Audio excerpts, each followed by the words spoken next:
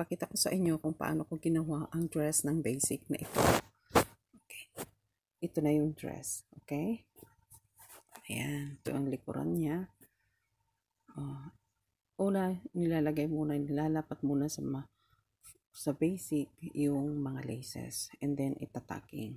So, hindi basta-basta maglapat ng mga laces dito sa mga basic natin. Kailangan natin tingnan kung maayos ang pagkalagay.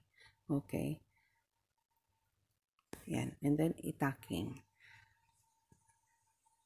Maingat nating itataking lahat para hindi siya loose.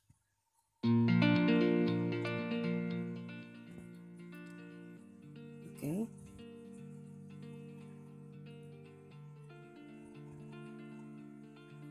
Yan. Ganyan lang po ang proseso ng ginagawa namin. So, medyo may kahirapan pero magandang gawin. Ito yung parting likuran niya. Mapapansin natin may tool siya sa likod na medyo mataas ang cut. Pakita ko sa inyo mamaya yung transformation ng design na ito. Okay? Nasa bandang huli lang siya. Ayan. Dapat muna natin yung ating lace bago natin itak.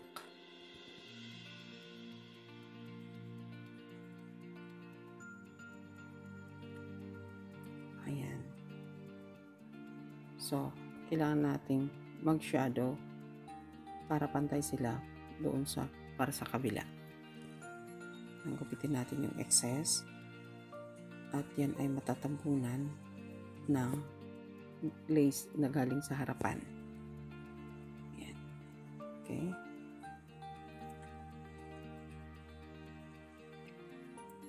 Kailangan tingnan natin kung maganda ang pagkalapat at yung design.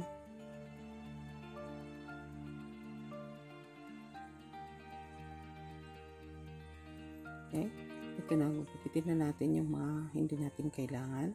So, hindi basta ginupit. So, kailangan natin din i-follow yung kanyang design.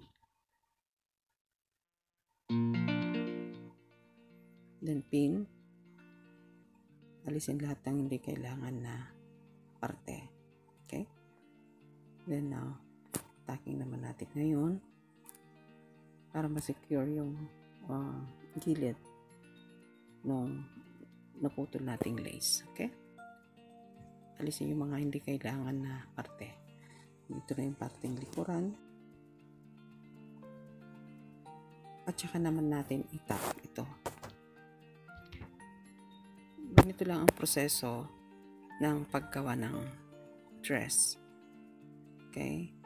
Medyo mabusisi, pero exciting. Okay?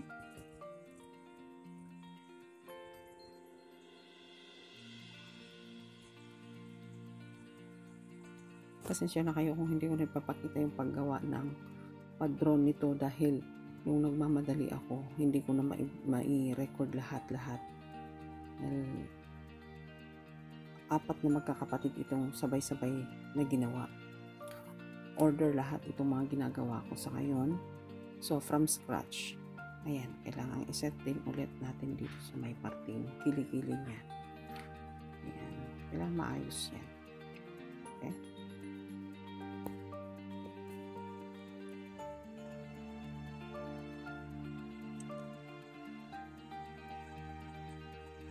Ayan, nandito naman tayo sa parting collar niya.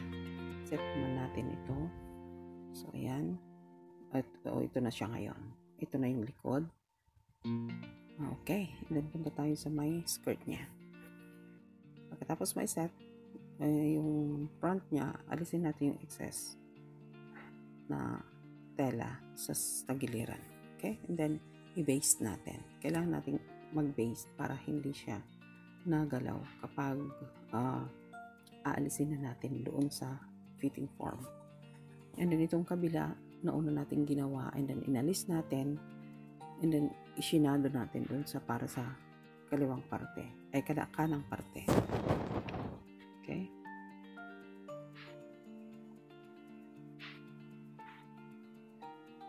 Kadalasan ganito ang ginagawa sa mga dresses namin.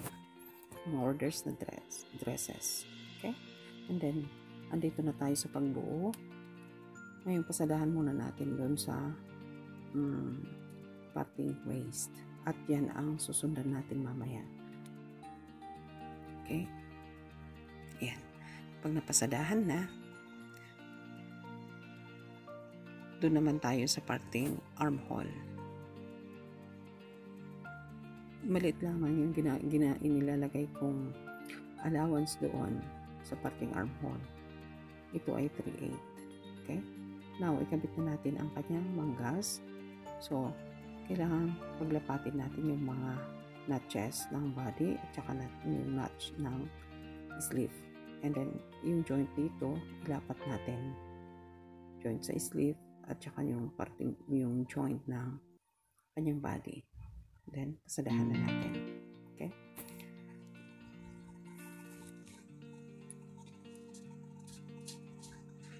Check ninyo kung maglapat, kung parehas sila. Kung mas maliit ang size ng kanyang armhole, i-stretch natin ng konti. Okay? Yan na. Naikabit na natin yung manggas. Okay? Then, kunin na natin yung kanyang skirt and then ilapat na natin yung body niya, yung parting sa taas. Kailangan paglapatin natin ang bawat mga seams sa tagiliran. Importante, yung harapan ay magkatugma sila. Yung harapan ng skirt at yung harapan or yung center ng body, magkatugma sila. Then, pasadahan na natin. Okay? Ganito ang proseso ng paggawa ng mga dresses, ng mga orders sa amin. Okay? Ayan. So, dito, from scratch, talagang ginagawa namin. Okay? And then, kunin na natin, lagay na natin ang ating lining. Lahat ng mga dresses namin ay may lining siya. So, dito, ihahantak natin yung kanyang lining. Okay? Dahil sa hindi na natin pwedeng itahi ng makina. Yan. Ayusin lang natin ilapat ang mga dapat maglapat ng mga parte. Tsaka natin itak. Okay?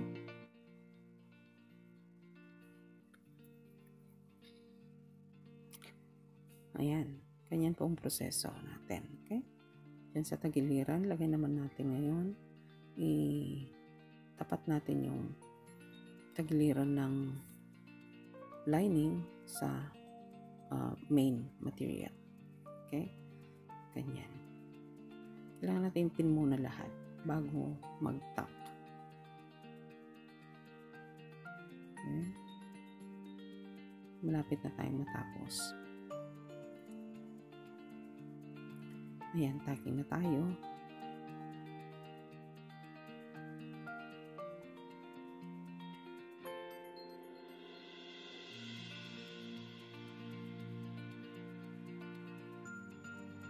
Ayan. So, ito na yung dress natin. Okay, ito yung front. And then, ito yung parting likuran. Pero, may nabago. Okay, dahil yung demand ng kliyente natin ay iniba niya yung kanyang likuran. Ito na po siya ngayon. Ito na yung nagiging outcome ng ating dress. Thank you for watching. See you next time.